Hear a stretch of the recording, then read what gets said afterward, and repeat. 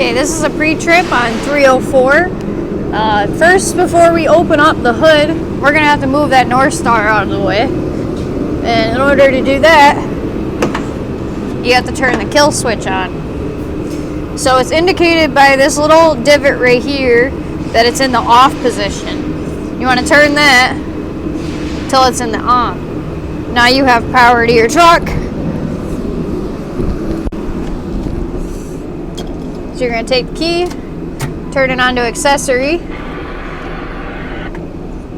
Then you're going to find the North Star. Directly under it is out and in. Out makes it move out. You're going to put it at about a 90, so that way it is completely clear of the hood.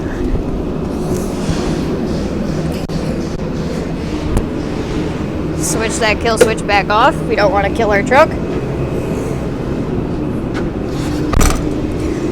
And you're going to find these latches, flip them up, and then flip them out upside down, kind of like out of the way. Grab your towel, you're going to need that. On this side, there's another latch I already unlatched. This one's a little bit harder to get to the handle, so I'm going to try to lift it from the fender.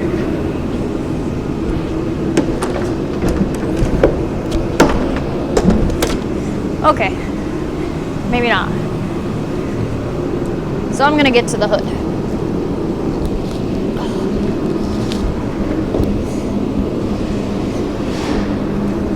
Really?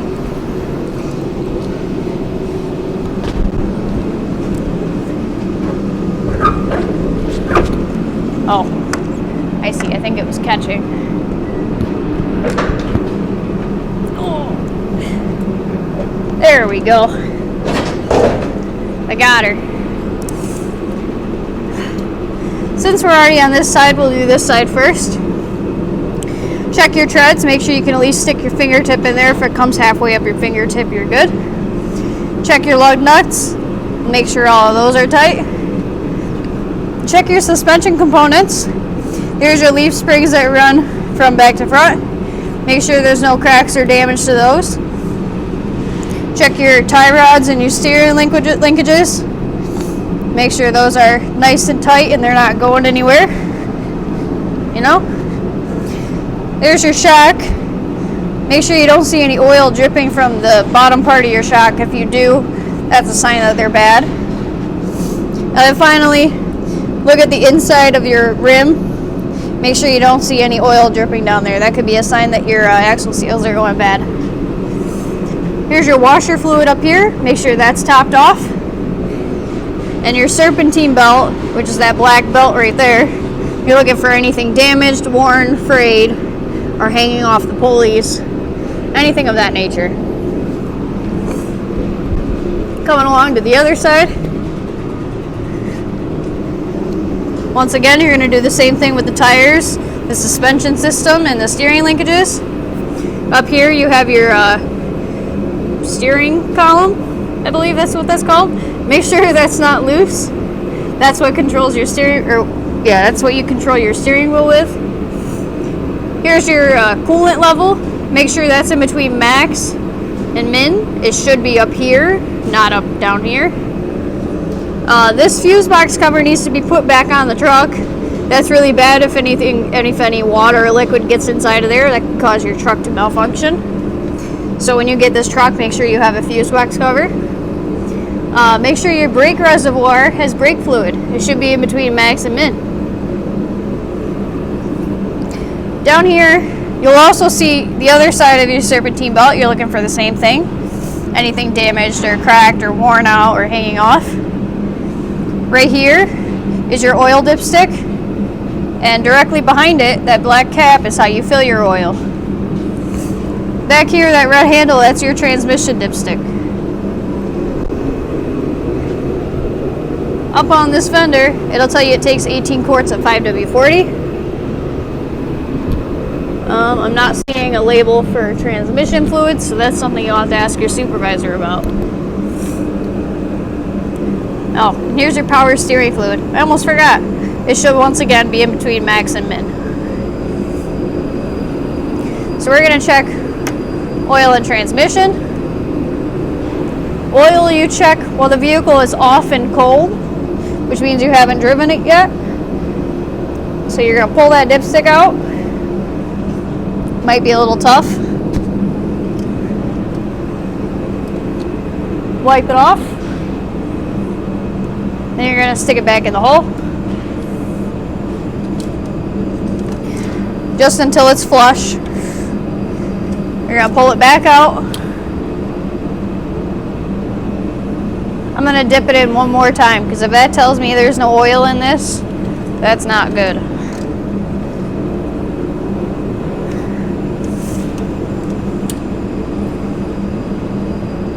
Okay, so this is a prime example of something you don't want to see. This oil should be up here in the hash. It is nowhere near that. It is all the way down here. That's not good. If you see that, refer to this little writing down here. It says add 2 quarts if it's down in here. Do that until it goes back up to full.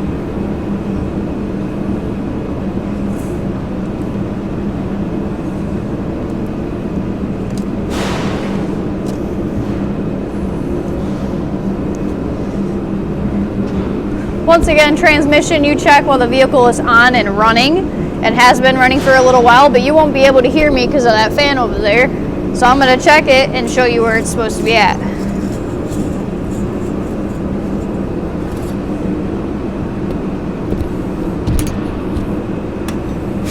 So once again, you're going to take your dipstick out, wipe it off, put it back in the hole, just until it's flush. Pull it back out, and here is my level. That's about right, since all I did was pull it from across the street. When you check it after it's been running for a while, it should be in this hot range. Okay, if it's anything below that after running for a little while, that means you're low.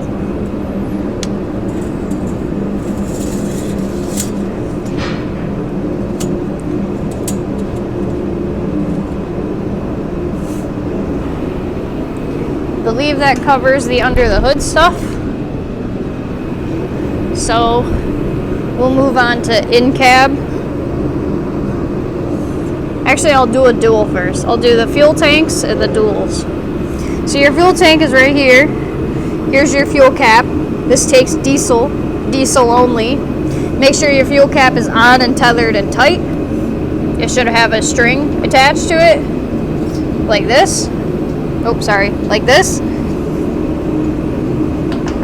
And once again, make sure you put it back on tight. You don't want anything in your tank, and you don't want to lose any of the diesel. That's expensive. Your duals are back here. Once again, you're going to check the tread by sticking your finger in there.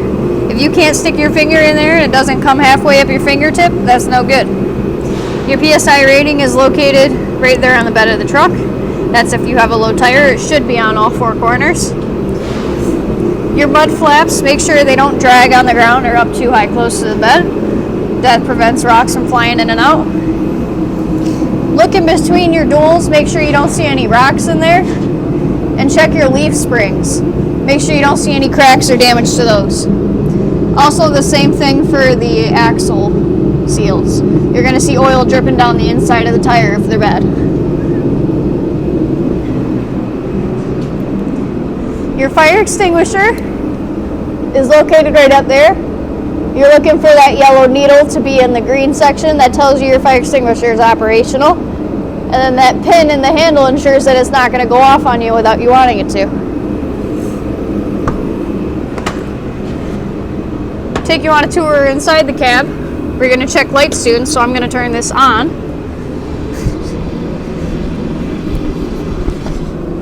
In here somewhere you should find some driver's logs. This is what you'll need to complete every time you get in this truck and start your day. I'm going to turn my accessories on. my radio off so you can hear me. To your left on the dash is your parking lights and headlights. On your left joystick, you'll see the washer speed sensor, or the washer speeds. And if you push this button in, that controls your washer fluid. It should be spraying. Right here on your dash is your heating and defrost settings. Make sure those come on. And down here on the bottom left corner of your console are your beacons. Give those a flip so that way we can check those lights. Right on top of your console is your four-ways. Make sure those come on. We'll check high beams in a minute, but if you press this joystick away from you, your high beams will come on. And if you pull it towards you, they'll go off. Inside here, you'll also check your seat belt. Give that a quick click. Oh, my buckle fell.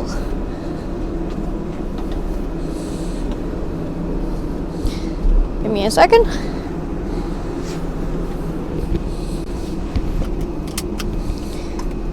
This seat belt should click and should be secured.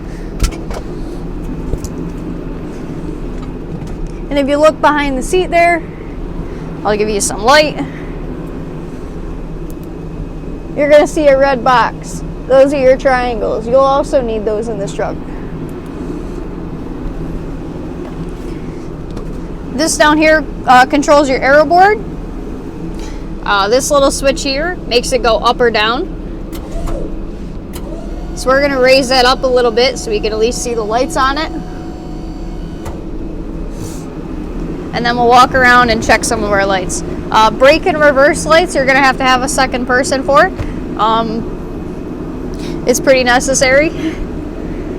I could try to do reverse, but without the vehicle running, I can't. The reverse lights won't come on, and you won't be able to hear me as well. So just remember, brake and reverse lights, you got to check with another person. But I could at least show you where all the lights are located. I'm going to stick my hood back down.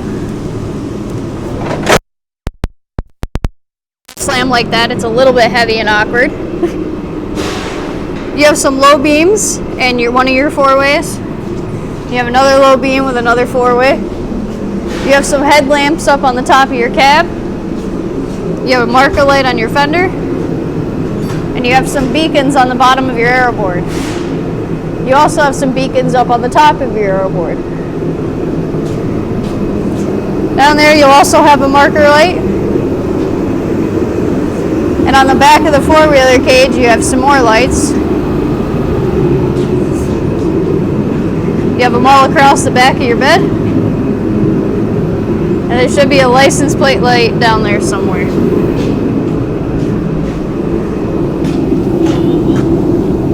I don't believe that's working, so that's got to get replaced. And you have another one right there.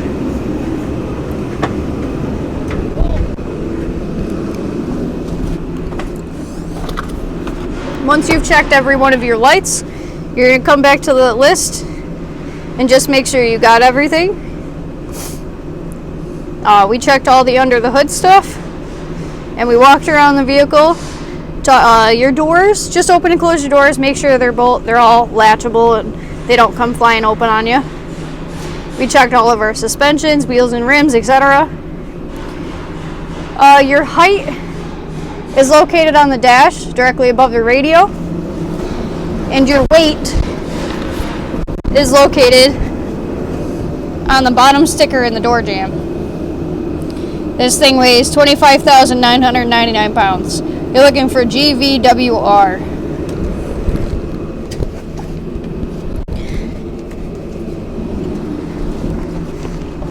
So your proper license for this vehicle would typically be a normal driver's license. You're going to need your medical card no matter what. Your proper PPE for this spray vehicle would be hard hat, boots, socks, pants, long sleeve shirt, glasses, gloves, etc. Your brakes are already self-adjusted, so you're good. And no cell phone use and all that other good stuff. this is where your weight goes. This is your GCVWR. Your height goes here. And any deficiency you find, whatever is wrong with your truck, goes right here in this box. And then you get to sign your life away. Hope you guys have a good day.